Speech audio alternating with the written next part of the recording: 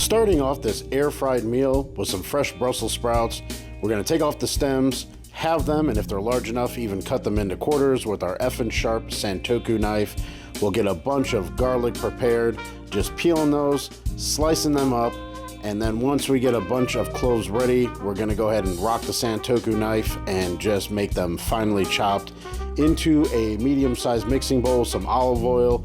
We'll go ahead and get the fresh garlic in there. We'll season it up with some salt and pepper, and then go ahead and toss everything to get that evenly coated into the air fryer while we go ahead and prep our chicken breasts. I'm just trimming it up here.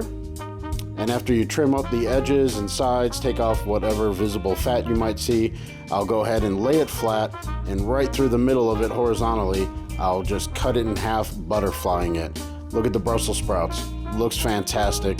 We'll go down with our seasoned chicken breast halves into the air fryer. A little butter in a pan. As that's melting, we're gonna add some fresh garlic to that, then some chicken stock. Once that's infused, we'll add some Dijon mustard, whisk that together, and then we'll go ahead and add some heavy cream and allow that to reduce.